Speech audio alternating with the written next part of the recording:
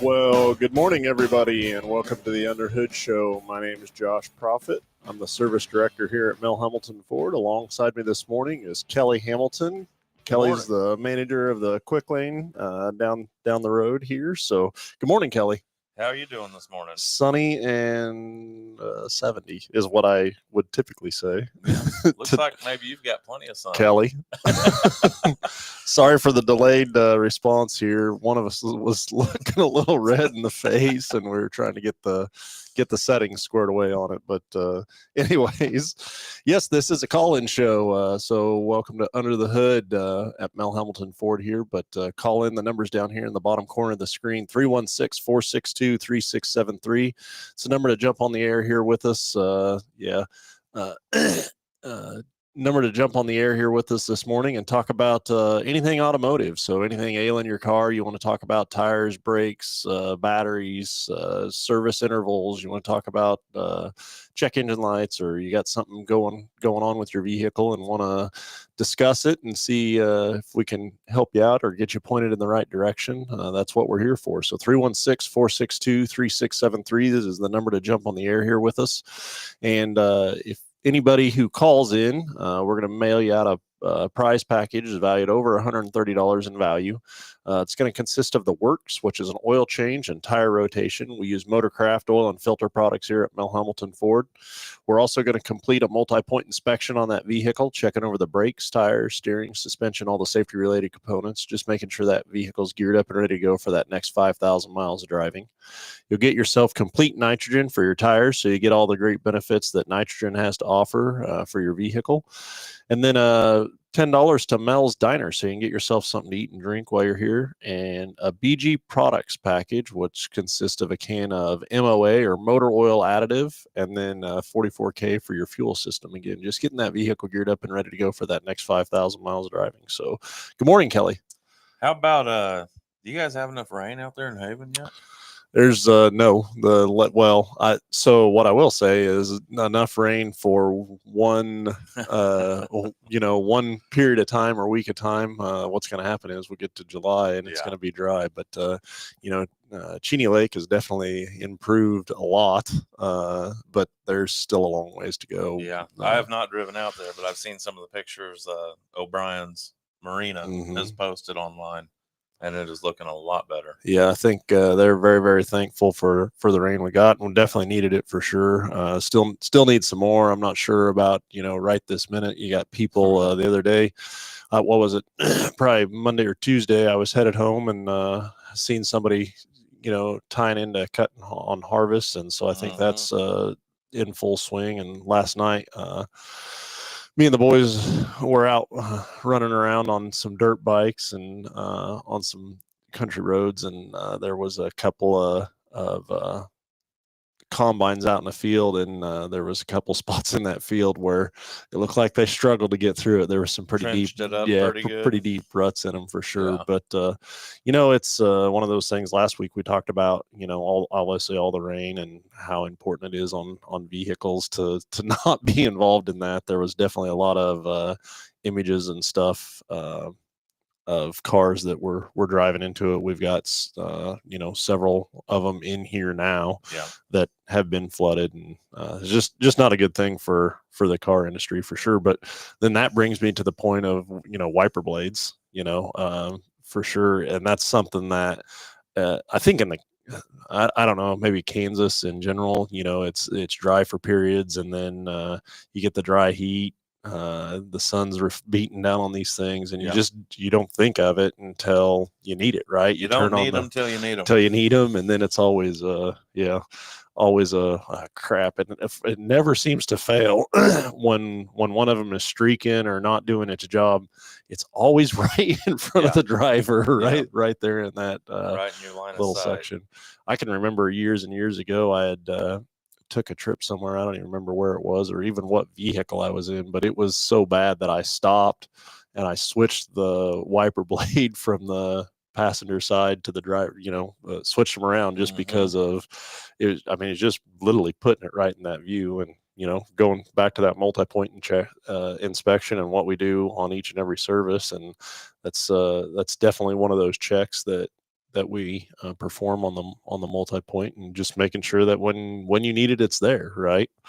I think of how much of a safety factor that is. Everybody thinks, okay, well, wiper blades, well, I can do without that. Well, it probably could for when it's dry and you're not getting any water, but man, when it's out there and downpouring, yep, it's visibility is crucial for sure. That's probably one of those things we should have checked on the Deuce and a Half when we were converting it into a water truck for the racetrack. Yeah. Well, that's got those windshields that the whole windshield pops out, and then you just and that's all well and good until it's raining. When I volunteered to drive that thing up to Hutch this last time, I'm driving down the road trying to shift gears, reaching up, working the wipers manually through the windshield. That was a heck of a deal.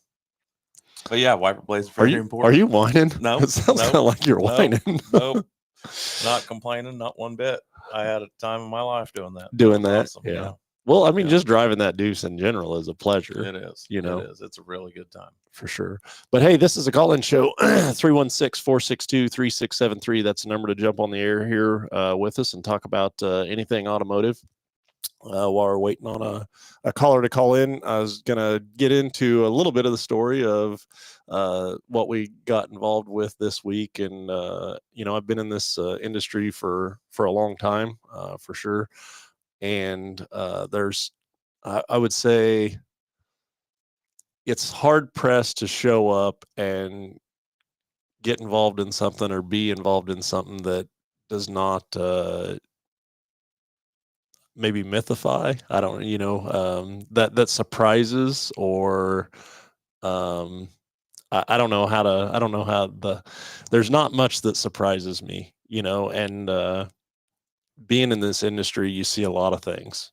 Yep. And so where I'm headed with that is we had a vehicle that we both got the opportunity to be involved with this week that had some issues. It was a diesel pickup, had some issues with the exhaust system being plugged up on it to the point that it completely didn't run.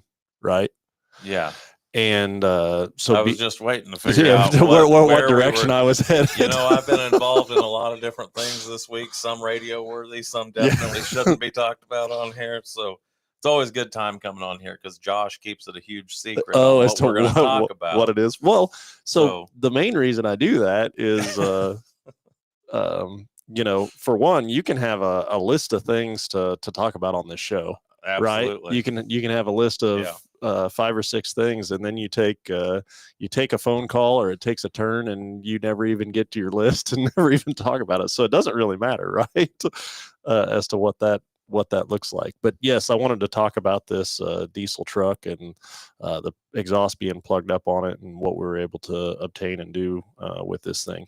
But we do have a caller coming through, so we're going to get them patched through. We'll get what's on Paula's mind this morning, and then we'll get back to this. So hey, let's go to the phones and let's talk to Paula. Paula, you're on live with Under the Hood this morning. Awesome! I actually got on the line. I called you last week. Yes. To talk about road rage. Yes. And I didn't get online, so my son doesn't believe I called you and talked to you. You did. Yes, you did. So to your son, she did. Yeah, I had to call back and and say again to all the people in Wichita, I will get out of your way. Just have a little patience with me and arrive alive and stop the road rage. So that was a great point of topic or whatever, and we talked about it for a little while last week for sure. But patience is a virtue. It's sometimes I lack that, for sure. We all do. We all get caught up in what we're doing, and I would even take that one step further. And Phil and I always talk, and Kelly, I know you and I have had this conversation before as well, but I just don't think with the advancements in technology and all the safety in these vehicles now, like people, they're they rely on their vehicle way too much. When I think of stopping, and I think of, you know, stopping in a modern day vehicle now, and think of stopping. I remember having a pickup in high school that had drum brakes all the way around, and like I remember specifically going through a stop sign, and it's not because I wanted to, it's because I physically could not stop. The brakes got hot and it just rolled right through the stop sign. And you know, somebody in today's or the youth today having to drive something like that, like, or something carbureted, or I mean, it would almost from my perspective maybe even be a little comical to watch that happen, for sure. But you know, years ago you really had to kind of know the vehicle and its abilities and stuff like that. And today, I mean, and you know, sometimes I say, well, you trust my brakes more than I do. Yeah. Well, you know, and I know what you're talking about, because sometimes, like my daughter's car, I hate it. It's a Rogue, and it just beep beep beep beep beep. Anytime she pulls in, she will pull into a Sonic, and she's too close to the speaker. You know how you get close, and it warns her, and I'm just like, and then you get to where you rely on that. Yes. And then you drive a car that doesn't do that doesn't warn you, and then you're like,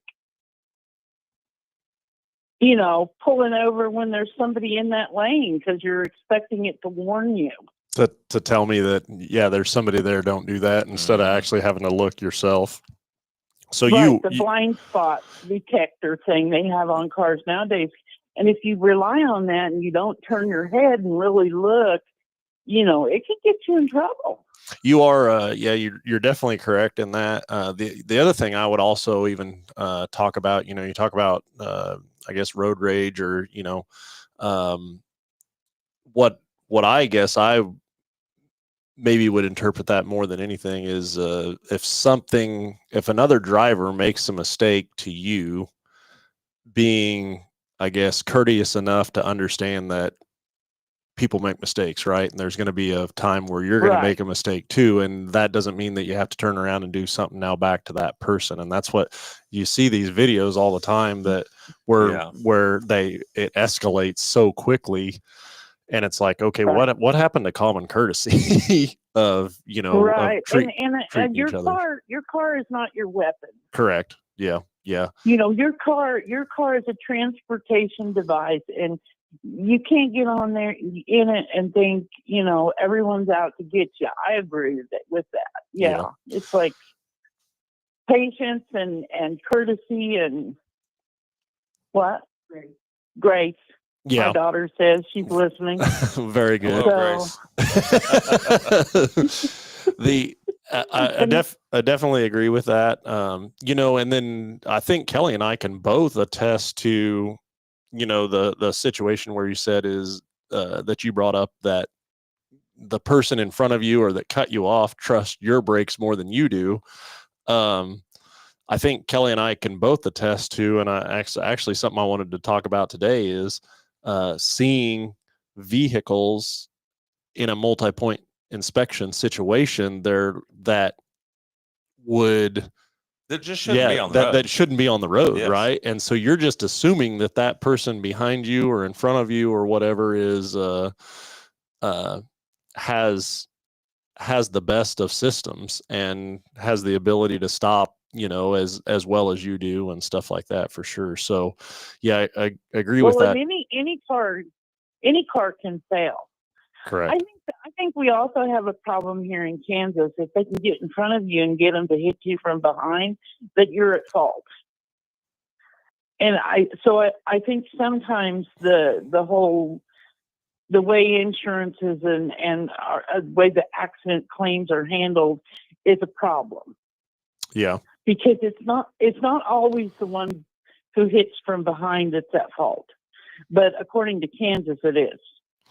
Yeah, I would even go, I mean, there's a lot to unwrap there, but I would even go one step further in regards to insurances. And I've been involved in a lot of just being in the industry, and I've been involved in a lot of insurance decisions that honestly, quite frankly, just disagreed with how the situation was handled and not taking care of a customer from the insurance company's perspective. And it's you get involved with some of those, and they're honestly just out to pay the minimum amount possible.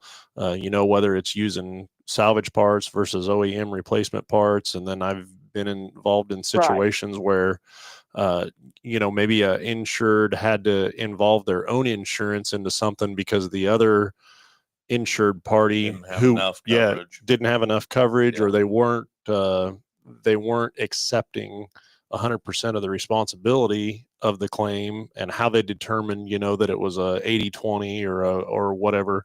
How are you 80% at fault at something? I just don't understand that. But what Kelly brought up is the limited liability levels in Kansas are so low that, I mean, in this day and age, you wreck a new vehicle, and it doesn't matter what the nameplate is on the front of it. You break a headlight and a radiator and a grill, and you're out freaking $5,000 pretty easy, And I know, isn't it crazy? It is. Yeah, it is absolutely crazy. I looked at the accident damage on my car, and I had no idea it would be as much as it was. I was just like, used to be, sometimes they total cars, and I'm like, it doesn't even look like that much damage. Yeah. But it's their formula, and my son explains this to me. Their formula, and if it's more than, I think he said 75% of the value of the car. Well, and 75 or 80 to fix it, that they will just total it. Well, and then instead of fixing it, and nowadays they'll go through and even calculate, okay, what that vehicle is worth as a salvage value, and put that into the formula too. Right. So that because the used parts or salvage parts anymore are in some cases I've seen where we've priced a used part, and it's as much, if not a little bit more than what a brand new part is, in the sense of if that new part is just unavailable or hard to get a hold of. And so the used value goes up so much on some of those. So yeah, I agree with your comments 100%. And again, from my perspective, is when you cut that person off, or go around them, and then now you have to rely on their brakes, you have no idea. I mean, you potentially know what your vehicle's like and that it's okay, but you're assuming that theirs is as good as yours. And we can both attest that in a lot of times that might not be the case. So for sure. Well, very good. Very good. I appreciate you calling back in. Sorry about last week. And yeah, tell your son, yes, I did in fact talk to you. So thank you. I appreciate you talking to me again. You all have a good day. You too. Thanks, Paul.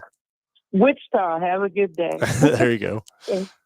Yeah, we got to the end messages last week, and then they text me and said, hey, a call coming through. And I was like, so I just talked to her off air. And so glad she called back in and set that straight. But I don't know, Josh, I can't ever remember getting angry while I've been driving. So let's since we're kind of in line with that, let's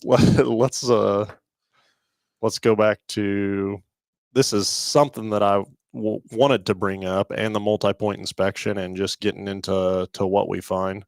And I don't want to say on a daily basis, but on a pretty routine basis of stuff. I've got a couple of photos here that I was going to share with everybody. So let's go. There we go. Okay. So this is on a vehicle that came in, and the vehicle came in, believe it or not, it showed up for a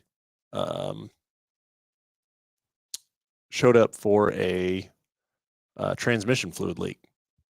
So This wasn't even here for the brakes grinding. This is not here for this. This is part of the multi-point inspection and what we found during the multi-point inspection.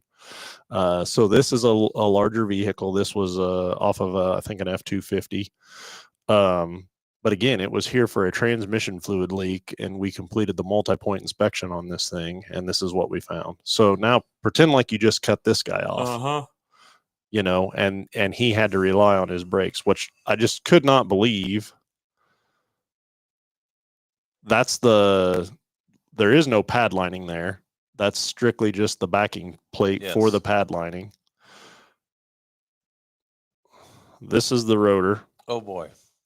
So it's completely through the face of the rotor. Into the cooling fins. But how in the world somebody would not have heard a noise or thought that there was an issue, like, just blows me away, beyond me. Now, I got a couple. Yeah, so this is so both sides of this rotor. So what's happened in this particular situation is this caliper is hung up. So the slides do not move on this caliper. And you can see, because of the thickness of the one side of the rotor versus the other, that it's just wore that pad completely through. And again, so that pad was riding on that side of that rotor and just wore all the way through the rotor and the pad. And then I think there's another picture here. So this is what the pad should look like versus what it does look like. And in a situation like that, just the amount of noise that would have been making while driving it. But then even if the noise was minimal, like if you have a good caliper on one side and hit the brakes, that's going to pull the steering wheel. Yeah, so this was and this was on a rear too. So, and I just look at that, and so surprisingly, when it come in, it was noisy, but it wasn't as noisy as what I thought it was going to be. But also, I think there was several times within its life that it was really noisy that you had to have just avoided it. So this, but again, going back to her point as to relying on your brakes, or other motorists relying on their brakes, or assuming that they have good brakes, like in this particular situation, I can't imagine how much it would affect your distance to stop. Yeah, it a lot in something like this. And this is I feel like this is a pretty bad or a pretty good example of some of the worst stuff we've seen, but I can't tell you that this is even the worst. Either. No, it's not. I've had them. As a matter of fact, I just had one last month that the rotor had completely disconnected from the center portion of the rotor that goes in behind your wheel. That the outer ring of that it was in two pieces. Really? Yeah. And we should have got some photos of that to be able to share. So a couple things in my opinion with like this vehicle here specifically, and I looked at history on it, and it was the first time we had seen it, but somebody's not looking that vehicle over or checking. Like that's had to have gone several thousands of miles in order for it to be like that, right? And so I wonder how somebody would get their vehicle checked over and know that that's in the situation it's in, Josh. Well, and that's where, this multi-point inspection, you can go anywhere and get an oil change, right? Yep. I mean, there's people literally on the sides of the road with signs saying, oil change here, or come on in, or whatever you want to look at it as. But what are they doing to it? And I would even also argue to this point, I feel like I'm going to say engine oil brands, so whether it's a Valvoline or a Motorcraft or a Mobil Pennzoil, like there are differences in those brands, right? But also, to me, it's more important for your engine to have routine service than it would be second importance of what product you were using to do that. Like, it's way more important to routinely change that than it is as to the brand of oil that it is. Age where everybody has a decent product. Are some better than others? Of course. Yes. There are better oils than others. But keeping good, clean, fresh oil in there, no matter what the brand name is, yeah, you're right. That's paramount. It's top priority.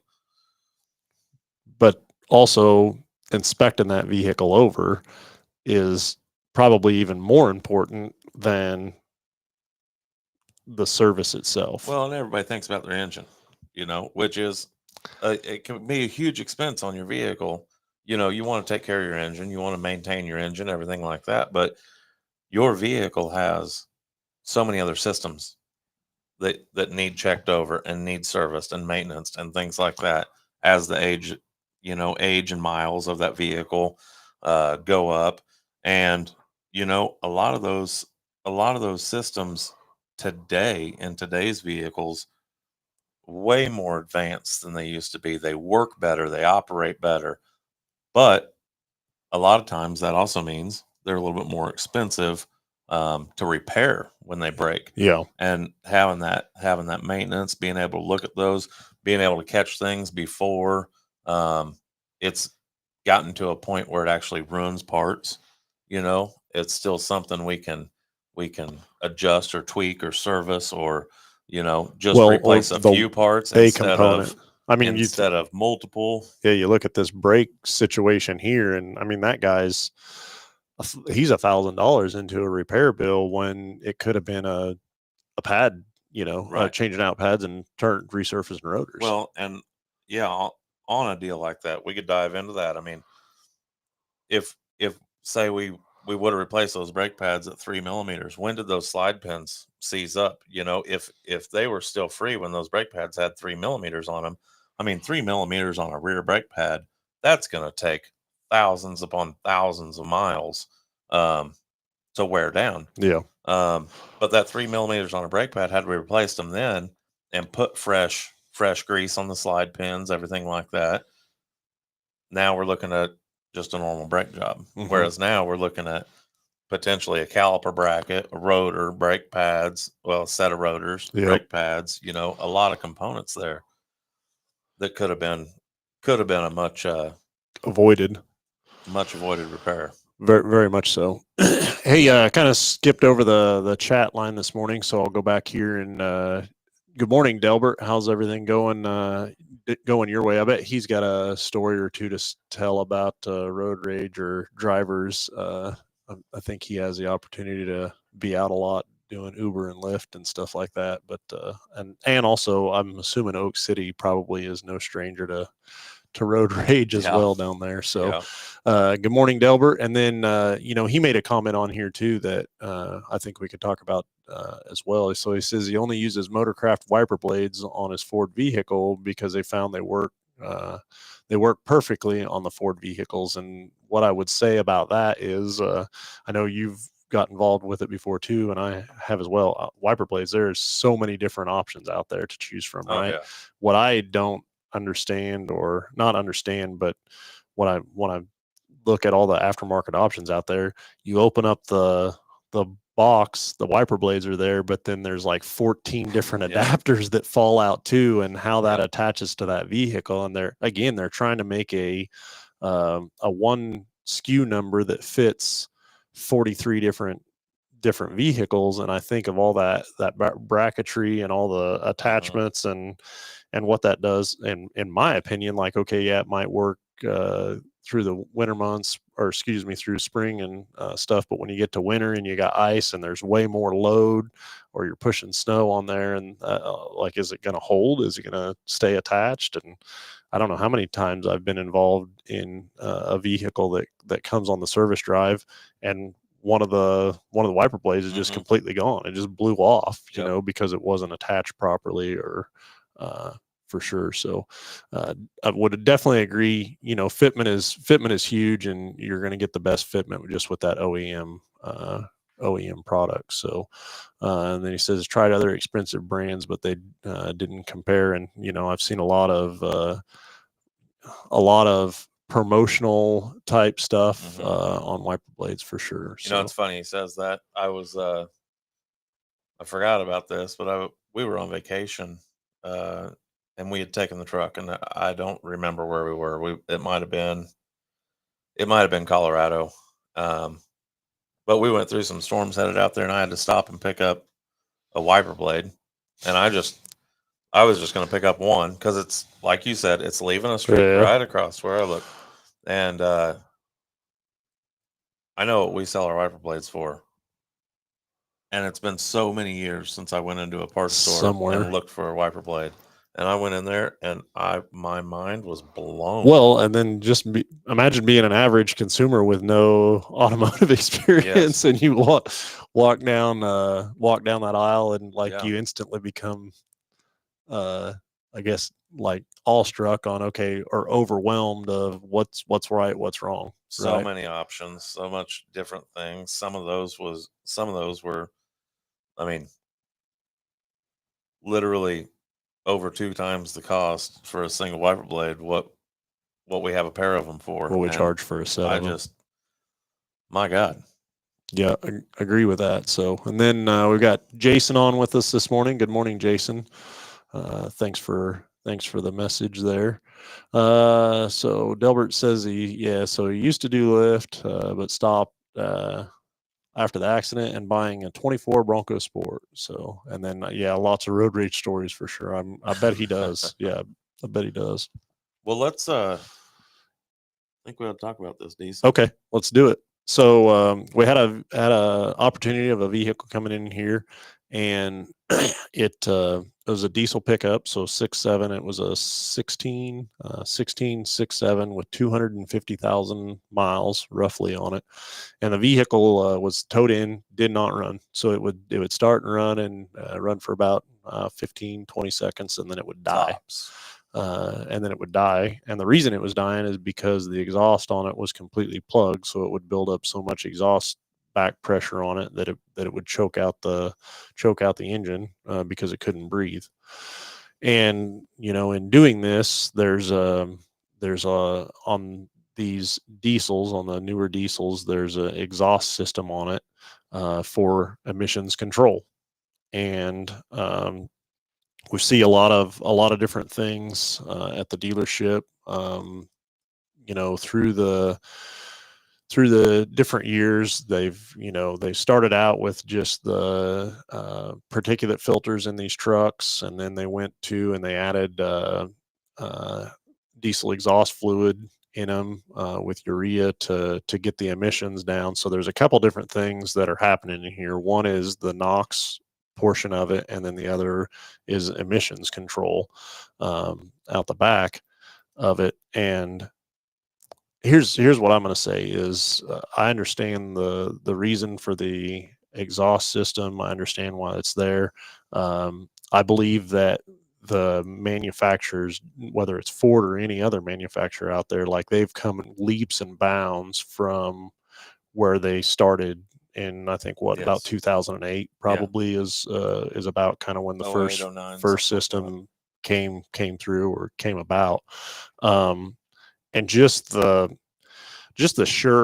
sheer amount of torque and horsepower and what these diesels can do, and how clean they run now, it's mind-boggling to me. I mean, I think back of, you know, the late 80s or what. Yeah, I mean, then you just blow smoke and you can smell them. You know, you can smell a diesel, and every time you leave from a stoplight, if there was one in front of them, your cabin was full of smoke, the outside was full of smoke. Like, they've just come so far in how clean they are and how efficient they are. And so we get involved or see you know, some come through that have issues with the emission systems, but I would venture to say that for the most part, it is a pretty durable system. It is pretty durable system. And, you know, what Josh was talking about is the diesel particulate filter in the exhaust. And that's what helps collect all that soot, black smoke and soot and all that stuff. And it all collects in there. And then the truck, part of its normal driving cycle, it has a regen process it goes into, where it increases the exhaust temperature and basically incinerates. It cooks it out. Cooks out a bunch of that, incinerates a bunch of that soot out of the. Now, how's that work for somebody who's driving the truck 5 miles a trip? That's yeah, that's where it becomes hard. Use is a huge thing. Typically on diesels, you see a lot of maybe more idle hours than you do mileage, actual miles on the vehicle, and so that has a huge effect on the exhaust system and what that can do as well. And so that's where BG has been in research and development on a product to go in and clean that exhaust system up. And just coincidentally, you know, let's see, I was trying to, my weeks kind of run together here, but I think it was last week we went down and did a demo on this new service that they have that's coming out, so they could show us kind of how it works, get some feedback on the research and development side of things. And they have this service in other countries. In fact, they even had the representative that supported those other countries there with us, and you know, he had great things to say about it. But anyways, this is a preventative maintenance service that they're now bringing to the table to keep what happened to this truck from happening.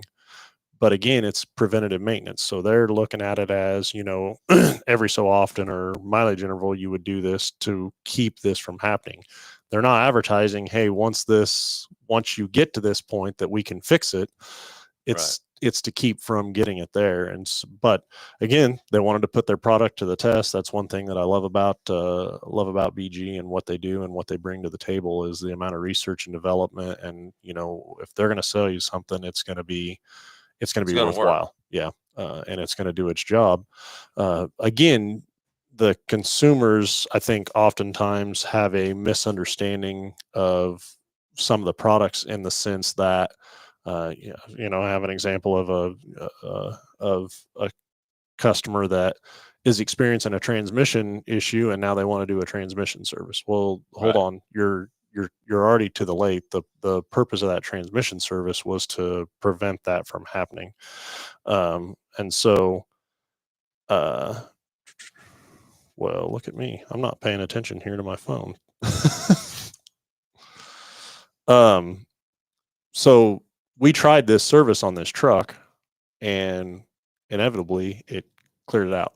Keep in mind, this truck, it would not run a full 20 seconds. It would build up so much back pressure in the exhaust. You could feel nothing coming out of the exhaust tips if you put your hand up there, and it would choke itself out and die. And they said, we're gonna try to run this service with these chemicals and stuff. And at that point, I knew I was completely wasting my time being there. I had other stuff to do, and I feel like I'm wasting my time. And then lo and behold, 30 minutes later, this thing's breathing out the exhaust, running just fine after a regen. It was crazy. Yeah. Hey, let's go to the phones here. Let's talk to Jordan. Jordan, you're on live with Under the Hood. Good morning. What's up? How you guys doing today? We are winning today. How about you? I need to get some work done and it's raining, so I'm losing today, I guess. It's all about perspective, Jordan. Yeah. It is. So I got a question, especially since I got a couple of mechanics on the line there. Something I've wondered myself, and I'm sure some of your viewers have wondered. You know, I think the cool thing about mechanics is they make flag hour pay, and you know that really allows those cats to control their own destiny. And the more efficient and the faster you work, the more money you can make, essentially, as opposed to other jobs where you clock in and this is the money you make and that's it. But in the last, I'd say 20 years is probably the best when it's come along. How has the use and basically I don't know if I'd say invention, but every guy out there has Milwaukee battery powered tools, battery powered wrenches, battery powered impacts, battery powered everything. How much has that sped the job up and let those guys do their job faster as opposed to, the old way of just hand tools? That's a great question. In fact, I'll talk about that a little bit. So I'm looking at replacing this compressor at the main dealership. I was having a little bit of issue with it, and we actually the machine is, I'm going to say 15 years old, 10, 15 years old. About that, yeah. And it's a pretty large machine. But one of the things that we did, so I brought the company in that's looking at replacing it. We did an air study on the machine. So how much does it run? So we could make sure that we're sizing it right for the shop. So now a couple of things that are going to go into that is 15 years ago when this machine was installed, we didn't have near the number of techs that we have now. So we've grown in technician count. So you would think, okay, well, I need a bigger compressor, right? But then you hit the nail on the head with the invention of these, the lithium-ion batteries, and that tool technology has come so far that you go back there and I don't want to say that you don't hear it, but it's a heck of a lot less. You do not hear air tools go like you did years ago. And so the outcome of the study was we need, honestly, less than half of the size of compressor that we have back there now. So you are definitely correct on that in this fact of, it allows that technician, it speeds them up from that perspective. What I will say is it's on all of the labor time studies or time guides, when they produce those, those times are not, they're not allowed to use air tools to come up with those times. Power tools or any type of power tool to come up with those times as well. And so I still wonder sometimes how in the heck they come up with some of the labor times, but yeah, that's definitely been a huge benefit. And I always thought too that, your tool guys, so you're like Snap-on, Mac, all those guys get together and they make some sort of new fastener every so often, just so, and then they pay for those fasteners to go into the manufacturers. So the guys have to buy new tools. I know that's not the case, but it just sure feels like it, because as a technician, tool expense is something that, and you can have a senior master guy back here and he's never going to be done buying tools. His payout may be a little less at times for sure, but there's always going to be something that's going to help the job. 26 F350 came in, and now I need a new axle nut socket for it. Yeah. Well, and also too, I mean, and that's the difference between, in my opinion, is a professional and somebody that's a hobbyist, is that when you have the right tool to do something, for one, the level of professionalism to complete that job is so much higher, right? As opposed to a guy that's just trying to make this thing work to do that. That's not the right way to do it. And so what's the end outcome after producing something to make something to work, for sure? So but yeah, the amount of battery powered tools and everything like that everybody has nowadays, I would say, well, I know I have technicians that don't own an air tool. It is battery powered 1/2-inch impact, battery powered ratchet, battery powered impact driver, battery powered drill, like all this Milwaukee stuff. And they don't even own an air tool. Yeah. And, 25, 30 years ago, You were that's all the shop was, is impacts running, air ratchets screaming. That's all it was. And it's a lot different now. Yeah, very much so. So yeah, 100%. I that's kind of what made me think of it. Is I remember walking in, my uncle's mechanic garage as a kid, and that's all you hear. All you hear is air tools running, and you don't hear that anymore. It's a completely different sound in the shop. I will, yeah, it's all battery powered stuff, and stuff's come so far. I mean, I've got a half-inch Milwaukee impact wrench I use in my day-to-day for my business. And if I need to change a tire on a trailer or something, I mean, it's crazy. It zips it right off. I mean, it has the power of an air tool, which you'd never think it does, but it does. So I'll throw that question kind of right back at you, though. I mean, I think that battery powered equipment or electric equipment has probably changed your industry as well. I mean, the other day I was we went to a Ford meeting, and when we were walking up to the place that they had this thing at, there was one of the little robots out there, like cutting it was a mower, and it had its zone or whatever that it ran in, and it was out there cutting the grass. Like I think it's changed your industry as well, for sure. Yeah, I mean, I know I do landscape construction. I don't mow, but I have seen those electric mowers. I was actually golfing the other day, and they looked like little turtles out there running around the golf course. I'm like, man, like machines are taking over everything. Wow. Yeah, understand that completely. And I don't know. I don't think the battery powered equipment, and maybe I'm wrong, but has evolved far enough to be in a commercial type use in a landscaping type situation, right? As far as blowers and chainsaws and stuff like that. I'm guessing the majority of everything you're still using is gas powered, right?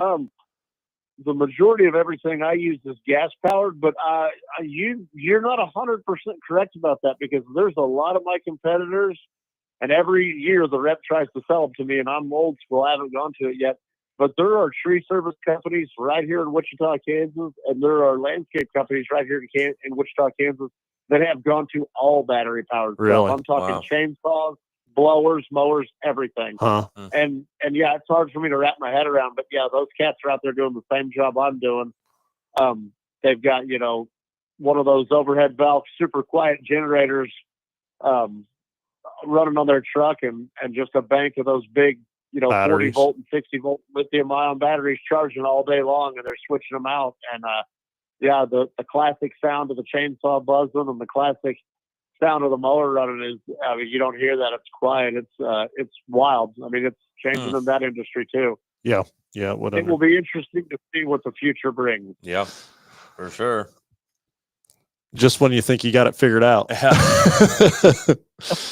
Well, very, very good, Right. Jordan. Thank you for the call this morning. And yeah, definitely something that has changed the industry for sure.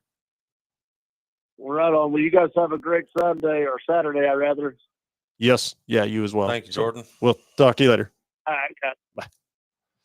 Very good. Well, hey, let's we're going to go ahead and wind this thing down. I've got to thinking here, definitely under the hood. All right. We're talking about cars, talking about automotive stuff. And I think be a great Father's Day is tomorrow. So happy Father's Day to all you fathers out there. Hope you have a great day.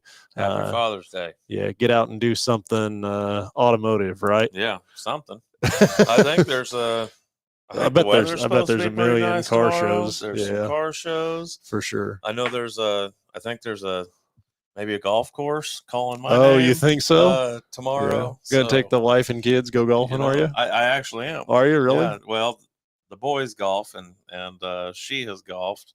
She golfs with me quite often, so it's a pretty good, competitive deal there. So, yeah. It's when she beats you. That's when that's when it doesn't work. So, hey, everybody, thanks for listening. Thanks for all the calls, all the comments on the chat line there. And again, happy Father's Day to all the fathers out there. But we will, I think, they're going to end up doing a show on Wednesday for Salt City Racing. And then we'll be back with you on next Saturday. So everybody have a great weekend, and we will talk to you next Saturday.